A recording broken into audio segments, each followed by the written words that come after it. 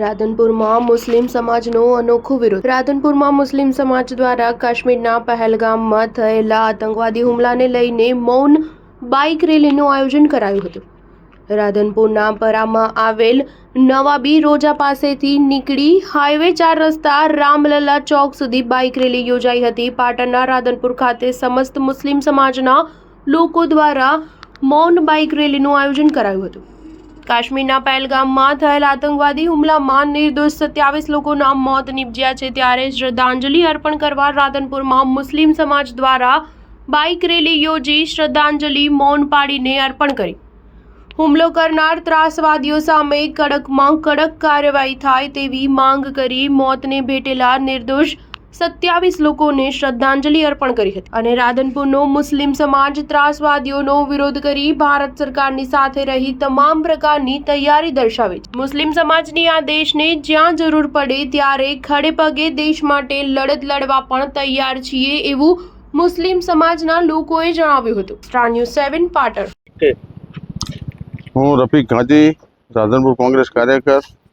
જે પહેલગામમાં હુમલો થયો તેને અમે સખત શબ્દોમાં વખોડી કાઢીએ છીએ અને તમામ મુસ્લિમ સમાજ ગભેથી ગભો મિલાઈને ભારત સરકારના હારે છે અને આતંકવાદ વિરુદ્ધ અમે ગમે ત્યાં જરૂર પડે ત્યાં ભારત સરકારના હંગાત છીએ। જ્યારે અવાજ કરશે તમે અને આવા આતંકવાદીઓને સખતમાં સખત સજા આપી અને એવો દાખલો બેસાડવો જોઈએ, ફરીવાર કોઈ આવા આતંકવાદી ભારતના કોઈ પણ ખૂણે કોઈ પણ જાતની આવી ગેરપ્રવૃત્તિ કરે નહીં। થોડા દિવસ પહેલાં થયેલ પહેલગામમાં એક આતંકીય હુમલો બહુ નિંદનીય છે।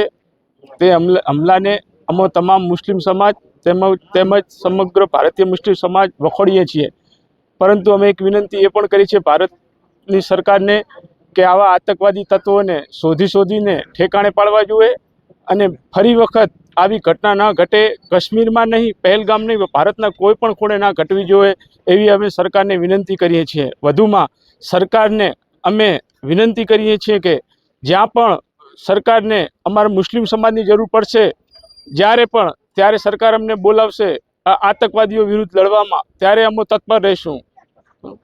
ગુલામ રસૂલ ઇબ્રાહીમ ઘાંચી, રાધનપુર નગરપાલિકા બાંધકામ સમિતિના ચેરમેન।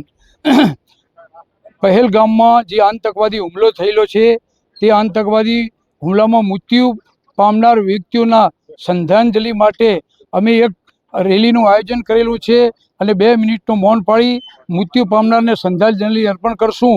અને પહેલગામની અંદર જે આતંકવાદી હુમલો થયો છે બહુ નિંદનીય વાત છે અને આવા લોકોને સખ્તમાં સખ્ત સજા થવી જોઈએ અને તાનો મૃત્યુ પામનારને ન્યાય મળવો જોઈએ તેવી મારી સરકારને વિનંતી છે।